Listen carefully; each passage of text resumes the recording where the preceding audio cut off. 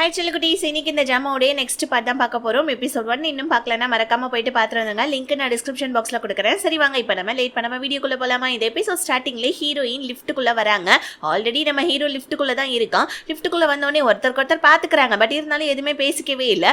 இப்போ நம்ம ஹீரோயின் கிட்ட ப்ரப்போசலை பற்றி என்ன ஆச்சுன்னு கேட்க வர லிஃப்ட் நின்று போயிடுது. ஸோ 32 ஃப்ளோர்த்தில் போய் நின்று போனோடனே ஹீரோவும் ரெண்டு பேருமே பயந்துடுறாங்க. டக்குன்னு நம்ம ஹீரோ எமர்ஜென்சி கான்டாக்டுக்கு கால் பண்ணி கேட்க ஸோ இன்னும் கொஞ்ச நேரத்தில் வந்துட்டு ஆன் ஆயிடும் லிஃப்ட்னு சொல்லிட்டு இருக்காங்க.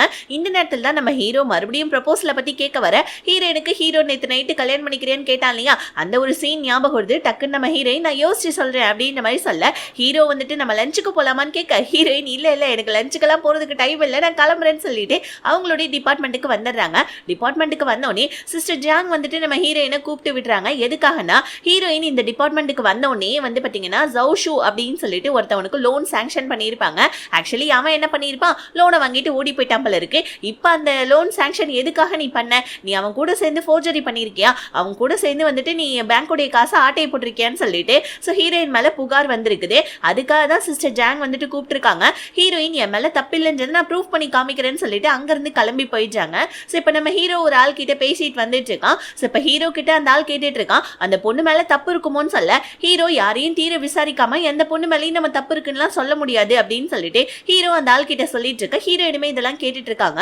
ஹீரோயின் டிபார்ட்மெண்ட்ல இருக்க ஒரு பொண்ணு வந்து ஹீரோயின் கிட்ட என்னப்பா அந்த ஜவுஷோடைய கேஸ் என்ன ஆச்சு, நீ ப்ரூஃப் பண்ணிடுவல்லன்னு சொல்ல ஹீரோயின் நான் எந்த தப்பும் பண்ணலன்றதை நான் கண்டிப்பா ப்ரூஃப் பண்ணி காமிப்பேன்னு சொல்லிட்டு நைட்டு ஃபுல்லா உட்காந்து அவனுக்கு லோன் சாங்ஷன் பண்ணி கொடுத்தாங்க இல்லையா ஹீரோயின், ஸோ அதுக்கான டீடைல்ஸ் எல்லாத்தையுமே ஹீரோயின் உட்காந்து எடுக்க ஆரம்பிக்கிறாங்க.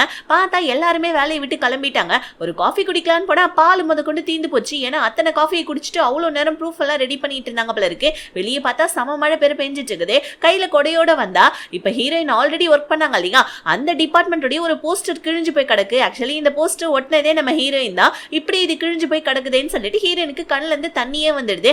ஆல்ரெடி அந்த டிபார்ட்மெண்ட்ல ஏகப்பட்ட வேலை செஞ்சுட்டு இருப்பாங்க. இப்ப புது டிபார்ட்மெண்ட்டுக்கு வந்து இங்கேயும் ஒரு பிரச்சனை வந்துச்சுன்னு சொல்லிட்டு ஒரு மாதிரி நம்ம ஹீரோயினுக்கு ரொம்ப அழுகழுகியா வருது. இல்ல சிஸ்டர் ஜாங் வேற, நீ வந்துட்டு இந்த ப்ரூஃப் நிரூபிக்கலன்னு வச்சுக்கோங்க, உனக்கு வேலையே இதுக்கப்புறம் எங்கேயுமே கிடைக்காது, உனக்கு பிளாக் மார்க் வந்த மாதிரின்னு சொல்லனால ஹீரோயினுக்கு செம்ம அழுகழுகியா வருது. பார்த்தா அதுக்கு காத்துல கொடை வேற பறந்து போயிடுது. இப்ப மழையில உட்காந்து சோன்னு சொல்லிட்டு அழ ஆரம்பிச்சிடறாங்க ஹீரோயின். ஒரு மாதிரி ரொம்ப மனசு விட்டு போயிடுது நம்ம ஹீரோயினுக்கு. வாழ்க்கையில எதுவுமே உருப்படியா இல்லைன்னு அந்த நேரத்தில் கரெக்டா நம்ம ஹீரோ கொடை எடுத்துட்டு வந்து ஹீரோயின் கிட்ட வரான். வந்து என்னாச்சு, எதுக்கு இப்ப எப்படி இவ்வளோ உட்காந்து அழுதுட்டு இருக்கன்னு சொல்லி கேட்க ஹீரோயின் உடனே நம்ம ஹீரோவை அழுதுகிட்டே பார்த்துட்டு இருக்க. கட் பண்ணா ஒரு இடத்துல நம்ம ஹீரோடைய கார் நின்றுட்டு இருக்கு. பின்னாடி கார் டிக்கியை திறந்து வச்சுக்கிட்டு ஹீரோயின் உட்காந்துட்டு இருக்காங்க. ஹீரோ உட்காந்துட்டு இருக்கான். ஹீரோயின் நம்ம கல்யாணம் பண்ணிக்கலாம் அப்படின்னு சொல்றாங்க. ஆனா நம்ம ஹீரோ இடி சவுண்ட்ல இந்த வார்த்தையை கேட்கவே இல்லை. ஹீரோ ஏதாவது சொன்னியான்னு கேட்க ஹீரோயின் அதெல்லாம் ஒன்றும் இல்லைன்னு சொல்ல டக்குன்னு நம்ம ஹீரோயின் என் தலையெழுத்தை பத்தியா, ஆல்ரெடி இருந்த டிபார்ட்மெண்ட்ல மாங்குன்னு வேலை செஞ்சேன், அங்க ப்ரமோஷன் கிடைக்கல, இப்ப வேற ஒரு டிபார்ட்மெண்ட்ல தூக்கி போட்டாங்க, இங்கேயும் எனக்கு ஒரு பிரச்சனைன்னு சொல்ல ஆக்சுவலி ஹீரோமே அந்த வந்துட்டு ஹெட் ஆஃபீஸ்ல தானே ஒர்க் பண்ணா, என்னால முடிஞ்ச ஹெல்ப் நான் உனக்கு பண்றேன் சொல்லு பிரச்சனைன்னு சொல்ல ஹீரோயின் நீங்க பாரு, என்னதான் இருந்தாலும் நீ வேற டிபார்ட்மெண்ட், நான் வேற டிபார்ட்மெண்ட், அதனால என்னோட டிபார்ட்மெண்ட் விஷயத்தெல்லாம் உங்ககிட்ட நான் ஷேர் பண்ணக்கூடாது, என் பிரச்சனையை நானே பாத்துக்கிறேன், கண்டிப்பா வந்துட்டு இதுக்கான சொல்யூஷனை நான் தேடுவேன், 25 வயசு ஆயிடுச்சு, ஒரு பாய் ஃப்ரெண்ட் கிடைக்கல, அதுக்கு வேலை கூட உருப்படியா இல்ல, கண்டிப்பா வந்துட்டு நான் என்னோட பிரச்சனையை பார்த்துப்ப, நீ கவலைப்படாத, எனக்கு காஃபி வாங்கி கொடுத்ததுக்கு ரொம்ப தேங்க்ஸ்ன்னு சொல்ல ஹீரோ உடனே மழையில சமத்தையே நடந்திருந்த, அதனாலதான் உனக்கு காஃபி வாங்கி கொடுத்தேன், இன்னும் கொஞ்சம் எக்ஸ்ட்ரா சுகர்லாம் வேற போட்டிருக்குன்னு சொல்ல ரெண்டு பேருமே சிரிச்சுக்கிட்டே பேசிட்டு இருக்காங்க. அடுத்த நாள் நம்ம ஹீரோயின் மறுபடியும் உட்காந்து ப்ரூஃப் எல்லாத்தையுமே ரெடி பண்ண ஆரம்பிக்கிறாங்க. அவங்க மேல தப்பு இல்ல, லோனை நார்மலா தான் சாங்ஷன் பண்ண, அவங்க கூட சேர்ந்து எந்த ஒரு ஃபோர்ஜரி பண்ணலன்னு சொல்லிட்டு எல்லா ப்ரூஃபையும் ரெடி பண்ணிட்டு வந்தா என்கொயரி டீம்ல ஹீரோவுமே இருக்கான். ஹீரோ பார்த்தோன்னே நம்ம ஹீரோயின் அப்படியே உட்காந்துட்டு இருக்காங்க பாருங்க. அங்க இருக்கவங்க எல்லாருமே ஹீரோயினை ஒரு குற்றவாளி இது மாதிரி தான் விசாரிக்க ஆரம்பிக்கிறாங்க. ஆக்சுவலி ஹீரோயின் மேல தப்பு இருக்கிற மாதிரி போர்ட்ரேட் பண்ணி விசாரிக்கிறாங்க. ஹீரோ ஒரு ஆள் தான் ஹீரோயின் கிட்ட நல்ல நல்ல क्वेश्चंस எல்லாம் கேட்டுட்டு இருக்கான். ஹீரோயினும் வந்துட்டு பதட்டப்படுறாங்க. ஆனா அதுக்கான ஆன்சர்ஸ் எல்லாத்தையுமே சொல்றாங்க. அதாவது அந்த ஜவுஷியோடயே வந்துட்டு பேசின அந்த கால் ஹிஸ்டரி, அதுக்கப்புறமா சாட்டிங் வந்துட்டு எல்லாத்தோடைய இதுவும், அதுக்கப்புறம் வந்துட்டு எனக்கு சேலரி தவிர வேற யாருடைய காசும் எனக்கு வரல அப்படின்ற ஒரு பேங்க் ஸ்டேட்மெண்ட், இது எல்லாத்தையுமே நம்ம ஹீரோயின் வந்துட்டு ப்ரூஃபா ரெடி பண்ணி கொடுத்துருக்காங்க. ஆனா வந்துட்டு எல்லாம் ஓகேமா, ஆனா நீங்க வந்துட்டு டாக்ஸ் சப்மிட் பண்ண அந்த ஒரு இதே இல்லையே, சீலே இல்லையே, அந்த ஃபார்ம் எங்கன்னு கேட்க ஹீரோயின் அதுக்கும் ஒரு ஆன்சர் டாக்டர்ஸை சொல்றாங்க. ஆக்சுவலி என்னன்னா டாக்ஸை சப்மிட் பண்றதுக்கு முன்னாடி அவன் வந்துட்டு 2 நாளைக்கு முன்னாடி எனக்கு அந்த ஸ்டாம்பை கொடுக்குறேன்னு சொன்னா, ஆனா அவன் கொடுக்கல. ஆனா உங்களுக்கு நான் வந்துட்டு அதுக்கான சேட்டையும் நான் காமிச்சிடுறேன்னு சொல்ல ஹீரோயின் மேலே இப்ப தப்பு இல்லைன்றது ப்ரூஃப் ஆயிடுது. ஹீரோயினுக்கான வேலையும் போல அதுக்கு வந்துட்டு ஹீரோயின் நார்மலா தான் லோன் சாங்ஷன் பண்ணிருக்காங்கன்ற விஷயமும் சோ வந்துட்டு ப்ரூஃப் ஆன உடனே ஹீரோயினுக்காக எல்லாருமே வந்துட்டு அவங்க டிபார்ட்மெண்ட்ல இருக்கவங்க எல்லாம் கங்க்ராட் சொல்றாங்க.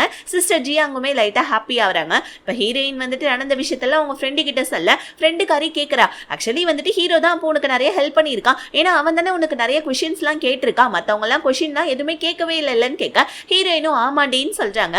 சோ அவனுக்கு வந்துட்டு உன் மேல இன்ட்ரெஸ்ட் இருக்குன்னு நினைக்கிறேன்னு சொல்லிட்டு ஹீரோயினோட ஃப்ரெண்டு சொல்ல டக்குன்னு நம்ம ஹீரோயின் இன்ட்ரெஸ்ட்லாம் இல்ல, அவன் என்கிட்ட ப்ரப்போஸே பண்ணிட்டான் அப்படின்னு சொல்ல ஃப்ரெண்டுக்காரி அடிப்பா, அவன் இந்த விஷயத்தை என்கிட்ட நீ சொல்லவே இல்லை, அவனை தவிர ஒரு நல்ல பையன் உனக்கு கிடைக்கவே கிடைக்காது, சீக்கிரமா உன்னுடைய ப்ரப்போசலை அக்செப்ட் பண்ணுன்னு சொல்லிட்டு ஹீரோயினோட ஃப்ரெண்டு ஹீரோயின் கிட்ட சொல்ல அடுத்த நாள் இந்த சிஸ்டர் ஜியாங் இருக்காங்க இல்லையா, அவங்களுடைய கிளைண்ட் வந்துட்டு ஒரு ஹாஸ்பிட்டல்ல இருக்காங்க போல இருக்கு, அங்க நான் போய் பார்க்கணும், ஆனா எனக்கு கொஞ்சம் வேலை இருக்குது, நீ ஒரு பொக்கேவும் ஸ்வீட் பாக்ஸையும் எடுத்துட்டு போயிட்டு வந்துட்டு அந்த கிளைண்ட போய் பாரு, பின்னாடியே நான் வந்து ஜாயின் ஆயிக்கிறேன்னு சொல்லிட்டு அந்த சிஸ்டர் ஜியாங் சொல்ல ஹீரோயினுமே ஒரு பொக்கேவும் பிளஸ் ஸ்வீட்டும் வாங்கிட்டு ஹாஸ்பிட்டலுக்கு போறாங்க.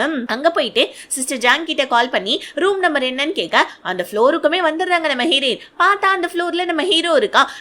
ஹீரோ பார்த்துட்டு என்ன இவன் இங்க என்ன பண்ணிட்டு இருக்கான் அப்படின்னு சொல்லிட்டு ஹீரோ ஃபாலோ பண்ணிக்கிட்டே வந்தா அங்க ஒரு ரூம்ல ஒரு லேடி உட்கார்ந்துட்டு இருக்காங்க. ஹீரோயின் நான் ரூம் மாதிரி வந்துட்டு போல இருக்குன்னு சொல்லிட்டு அங்க இருந்து போலான்னு பார்க்க ஆனா டக்கு நம்ம ஹீரோயினோட பேரை சொல்லி இங்க என்ன பண்றேன்னு கேட்க அந்த லேடி வந்துட்டு ஹீரோயினை பார்த்துட்டு நீ தான் அதுவாமா வாமா வாமா அப்படின்னு சொல்லிட்டு கூப்பிடுறாங்க.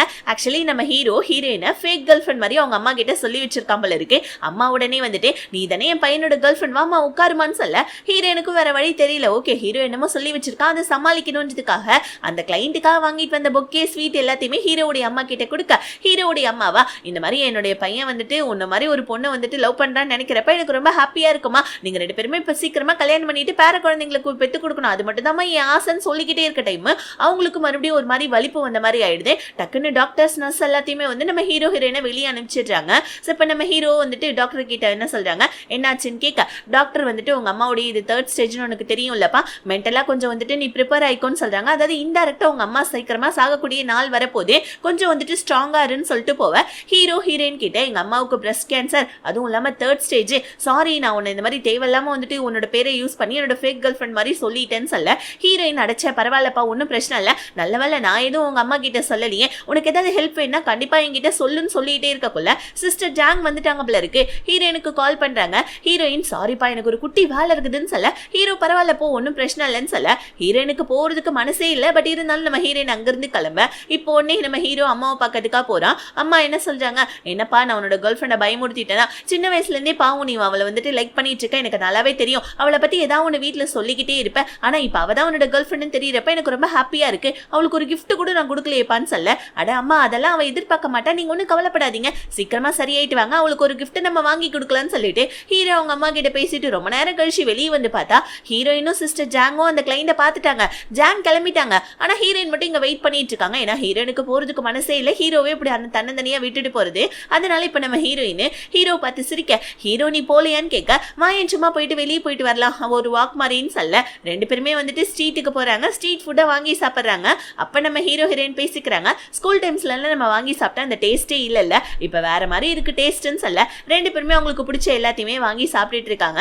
அப்படியே மனசு விட்டும் பேசிக்கிறாங்க. நைட் ஆயிடுது. சோ இப்ப 2 பேருமே பேசிக்கிட்டே அவங்க ஸ்கூல் வரைக்குமே நடந்து வந்துடுறாங்க. சோ இப்ப நம்ம ஹீரோ அவனுடைய ப்ரப்போசலை பத்தி அகைன் கேட்கறான் ஹீரோயின் கிட்ட.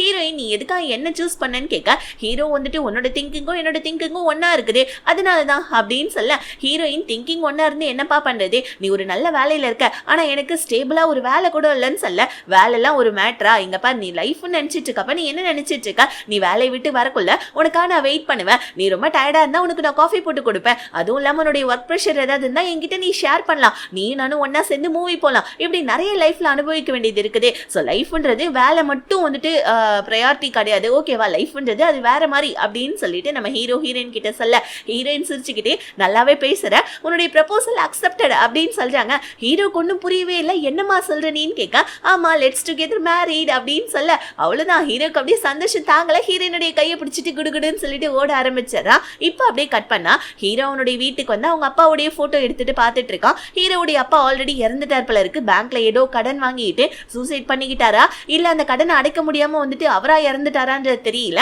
ஆனா எல்லாருமே நம்ம ஹீரோவை கிரிமினலுடைய பையன், உங்க அப்பா காசை வாங்கிட்டு கட்டவே இல்லை, உங்க அப்பா அப்பா இந்த மாதிரி செத்து போயிட்டாரு, ஒருவேளை அவர் யாரையோ கொலை பண்ணிருப்பாங்களோ, உங்க அப்பா ஒரு கிரிமினல் அப்படி இப்படின்னு சொல்லிட்டு ஹீரோ பத்தி ஸ்கூல்ல எல்லாருமே பேச ஆரம்பிச்சிருப்பாங்க.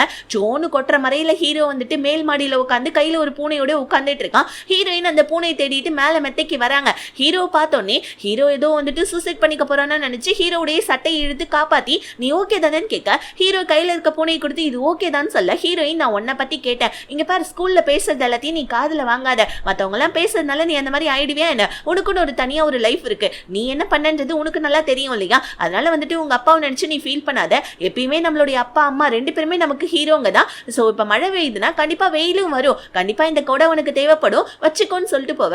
ஹீரோக்கு அப்படியே வந்துட்டு இடிஞ்சு போனா அவனுடைய லைஃப்ல ஒரு வெளிச்சம் உண்டான மாதிரி இருக்கு ஹீரோயினோட வார்த்தைகள் மூலமா.